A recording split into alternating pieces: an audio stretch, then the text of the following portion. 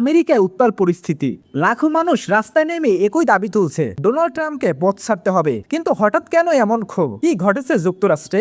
সম্প্রতি যুক্তরাষ্ট্রের বিভিন্ন শহরে বড় বড় বিক্ষোভ দেখা গেছে। হাজার হাজার মানুষ রাস্তায় নেমে প্রতিবাদ জানাচ্ছে এবং সরাসরি ট্রাম্পের বিরুদ্ধে স্লোগান দিচ্ছে। কিছু জায়গায় নো কিংস নামে আন্দোলন ছড়িয়ে পড়ছে, যেখানে মানুষ বলছে তারা এমন কোনো নেতৃত্ব চায় না যেটা গণতন্ত্রের জন্য ঝুঁকি তৈরি হয়। এই বিক্ষোভে শুধু একটি শহরের নয়, দেশ জুড়ে ছড়িয়ে পড়ছে এবং সোশ্যাল মিডিয়ায় ব্যাপক আলোচনা জন্ম দিয়েছে।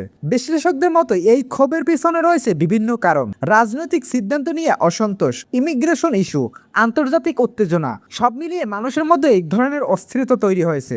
রাস্তায় নামা সাধারণ মানুষ বলেছে, আমরা পরিবর্তন চাই, আমরা আমাদের ভবিষ্যৎ নিরাপদ দেখতে চাই। তাহলে প্রশ্ন একটাই, এই আন্দোলনে কি সত্যি ট্রাম্পকে পদ ছাড়তে বাধ্য করবে, নাকি সময়ের সাথে পরিস্থিতি শান্ত হয়ে যাবে? উত্তর জানার জন্য তাকিয়ে আছে পুরো বিশ্ব।